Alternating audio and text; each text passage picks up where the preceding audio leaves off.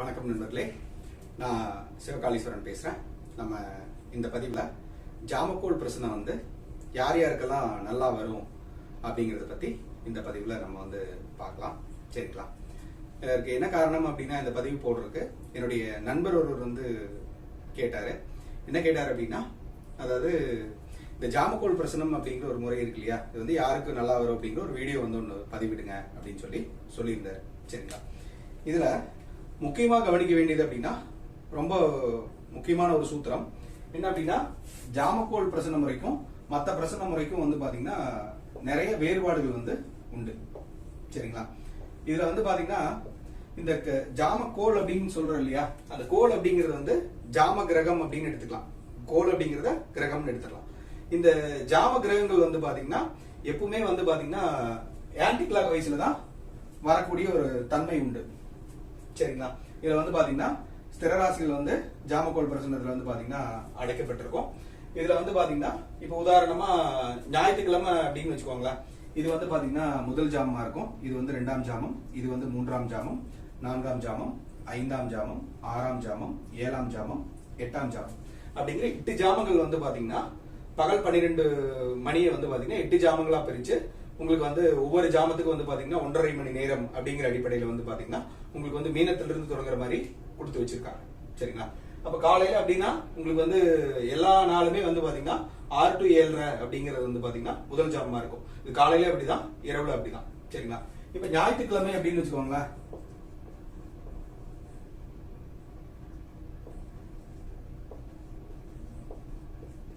ஞாயிற்றுக்கிழமை அப்படின்னா முதல் ஜாமத்துல பாத்தீங்கன்னா சூரியன் தொடங்குவாரு. முதல் ஜாமத்துல இரண்டாம் ஜாமத்துல பாத்தீங்கன்னா சூரியன் இங்க இருப்பாரு. மூன்றாம் ஜாமத்துல பாத்தீங்கன்னா சூரியன் இங்க இருப்பாரு. நான்காம் ஜாமத்துல சூரியன் இங்க இருப்பாரு. ஐந்தாம் ஜாமத்துல சூரியன் இங்க இருப்பாரு. ஆறாம் ஜாமத்துல சூரியன் இங்க இருப்பாரு. ஏழாம் ஜாமத்துல சூரியன் இங்க இருப்பாரு.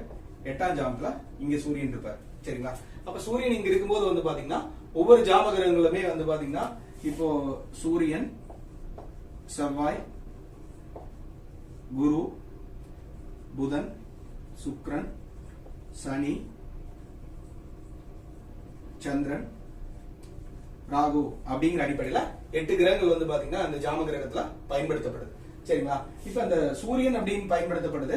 இப்ப இந்த முதல் ஜாமத்துல சூரியன் இருந்துச்சு அப்படின்னா, ரெண்டாவது கட்டத்துல பாத்தீங்கன்னா உங்களுக்கு மகர ராசியில பாத்தீங்கன்னா செவ்வாய் இருப்பாரு. மூன்றாவது கட்டத்துல பாத்தீங்கன்னா தனுசுல பாத்தீங்கன்னா குரு இருப்பாரு. நான்காவது கட்டத்துல பாத்தீங்கன்னா உங்களுக்கு புதன் இருப்பாரு. ஐந்தாவது ராசியில பாத்தீங்கன்னா உங்களுக்கு சுக்கிரன் இருப்பாரு. ஆறாவது ராசியில பாத்தீங்கன்னா சனியும், ஏழாவது ராசியில பாத்தீங்கன்னா உங்களுக்கு சந்திரனும், எட்டாவது ராசியில பாத்தீங்கன்னா பாம்பு அப்படிங்கிற கிரகங்கள் பாத்தீங்கன்னா அமைஞ்சிருக்கும். இது ஆன்டி கிளாக் வைஸ்ல தான் பாத்தீங்கன்னா கிரகங்கள் ராசி மண்டலத்தை ரிவர்ஸா சுத்தி வருது. சரிங்களா? இப்ப இந்த ஜோதிட சாஸ்திரப்படி இந்த ஜாம கிரகங்கள் அப்படிங்கிறது பாத்தீங்கன்னா ஆன்டி கிளாக் வைஸ்ல சுத்துறதுனால, இந்த ஜோதிட சாஸ்திரப்படி ஆன்டி கிளாக் வைஸ்ல சுத்தக்கூடிய கிரகங்கள் பாத்தீங்கன்னா ஒண்ணு பாத்தீங்கன்னா ராகு கேதுகள் பாத்தீங்கன்னா எப்பவுமே பாத்தீங்கன்னா வக்ரகதியில தான் சுத்திட்டு இருக்கு.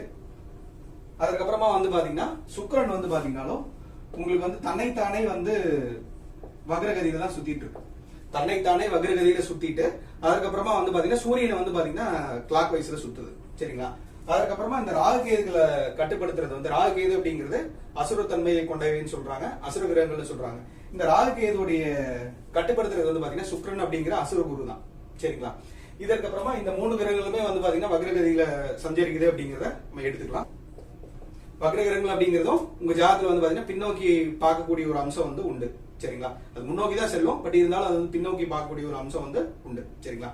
இந்த அடிப்படையில இந்த ராகுடைய நட்சத்திரத்திலேயோ அல்லது கேதுவுடைய நட்சத்திரத்திலேயோ அல்லது சுக்கிரனுடைய நட்சத்திரத்திலேயோ உங்களுக்கு பாத்தீங்கன்னா ஒரு கிரகம், அல்லது நீங்க இந்த ராகுடைய நட்சத்திரத்திலேயோ கேதுவுடைய நட்சத்திரத்திலேயோ அல்லது சுக்கிரனுடைய நட்சத்திரத்தில் பிறந்திருந்தாலும், அல்லது வக்ர கிரகங்கள் பாத்தீங்கன்னா உங்க ஒரு ஜாதகத்துல இருக்கு அப்படின்னா, உங்க ஜாதகத்துல இருக்கு அப்படின்னா வக்ர கிரகங்கள் இருக்கக்கூடிய நட்சத்திரம், அது ஒரு 3 நட்சத்திரம் இண்டிகேட் பண்ணும் இல்லையா, அந்த நட்சத்திரங்களே நீங்க பிறக்கும் போதும், அல்லது இந்த ராகு திசை அல்லது ராகு புத்தி, அல்லது கேது திசை கேது புத்தி, அல்லது ராகு புத்தி அல்லது கேது புத்தி அப்படிங்கிற மாதிரி தனித்தனியான ஒரு தன்மையில பாத்தீங்கன்னாலும் அந்த கிரகங்களுடைய புத்திகள் நடக்கும்போது பாத்தீங்கன்னா உங்களுக்கு பாத்தீங்கன்னா இந்த ஜாமக்கோல் பிரசனத்துல பாத்தீங்கன்னா நல்லா சித்திக்கும். சரிங்களா. அந்த நீங்க ஜாமக்கோள் பிரசனத்தை பயன்படுத்தும் போது வந்து பாத்தீங்கன்னா உங்களுக்கே வந்து பாத்தீங்கன்னா பல வகையான உள்ளுணர்வுகள் வந்து பாத்தீங்கன்னா தூண்டப்படும். இந்த ராகுடைய நட்சத்திரம் வந்து பாத்தீங்கன்னா மொத்தம் 3 இருக்கு. சரிங்களா. ராகுடைய நட்சத்திரம் வந்து பாத்தீங்கன்னா திருவாதிரை, சுவாதி, சதயம். சரிங்களா. கேதுவுடைய நட்சத்திரம் வந்து பாத்தீங்கன்னா மொத்தம் 3 இருக்கு. அது வந்து பாத்தீங்கன்னா அஸ்வினி, மகம், மூலம் அப்படிங்கிற 3 இருக்கு. சுக்கிரனுடைய நட்சத்திரம் வந்து பாத்தீங்கன்னா 3 இருக்கு. பரணி, பூரம், பூராடம் அப்படிங்கிற 9 கிரகத்துடைய நட்சத்திரத்துல வந்து பாத்தீங்கன்னா உங்களுக்கு ஒரு கிரகங்கள் இருந்து திசாபுத்தி நடந்தாலும் பரவாயில்ல, அல்லது வந்து பாத்தீங்கன்னா இந்த 9 கிரகத்துல வந்து பாத்தீங்கன்னா நீங்க பிறந்திருந்தாலும் பரவாயில்ல. சரிங்களா. அல்லது ராகு திசையோ கேது திசையோ, அல்லது ராகு புத்தியோ கேது புத்தியோ, அல்லது சுக்கிர திசையோ சுக்கிர புத்தியோ, அல்லது புத்தியாவோ திசையாவோ வந்து உங்களுக்கு இந்த கிரகங்கள் வந்து இருக்கும்போது நீங்க வந்து பாத்தீங்கன்னா ஜாமக்கோள் பிரசனத்தை நல்லா கத்துக்கலாம். உங்களுக்கும் வந்து பாத்தீங்கன்னா அபரிமிதமான ஒரு மாற்றத்தை வந்து கண்டிப்பா கொடுக்கும். சரிங்களா. இப்ப இந்த வக்ர கிரகங்கள்னு நம்ம சொன்னோம் இல்லையா. இப்போ ஒரு ஜாதகத்துல வந்து பாத்தீங்கன்னா இப்போ வந்து புதன் வந்து வக்ரமா இருக்கு அப்படின்னு வச்சுக்கோங்களேன். இப்ப புதன் வக்ரமா இருக்கு அப்படின்னா இந்த 9 நட்சத்திரத்து கூட வந்து பாத்தீங்கன்னா இந்த புதனுடைய நட்சத்திரங்கள் வரும் இல்லையா. இந்த புதனுடைய நட்சத்திரம் வந்து பாத்தீங்கன்னா உங்களுக்கு வந்து ஆயில்யம், கேட்டை, ரேவதி.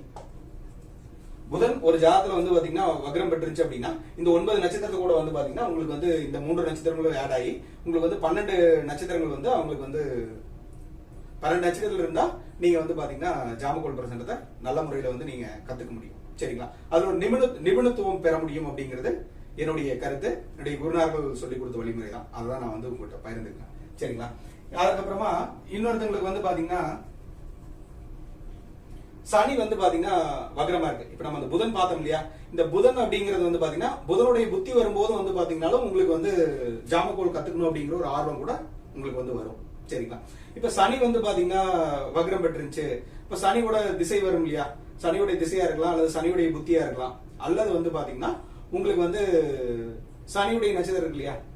அதாவது சனியுடைய நட்சத்திரம் வந்து பாத்தீங்கன்னா பூசம், அனுசம், உத்திரட்டாதி. அப்ப அந்த சனியுடைய நட்சத்திரங்கள்ல வந்து பாத்தீங்கன்னாலும் உங்களுக்கு வந்து கிரகங்கள் வேற ஏதாச்சும் இருந்தாலும், அல்லது அந்த கிரகங்கள்ல வந்து பாத்தீங்கன்னா வேற ஏதாச்சும் ஒரு கிரகங்கள் இருந்துட்டு அதோட திசா புத்திகளையோ வந்து பாத்தீங்கன்னா நீங்க வந்து ஜாமக்கோள் பிரசனை கத்துக்கிட்டு ஆரம்பிச்சிட்டீங்க அப்படின்னா நீங்க வந்து பாத்தீங்கன்னா ஒரு நிபுணத்துவம் பெறலாம் அப்படிங்கிறத இந்த பதிவின் மூலியமா நான் வந்து தெரிவிச்சுக்கிறேன். நன்றி, வணக்கம்.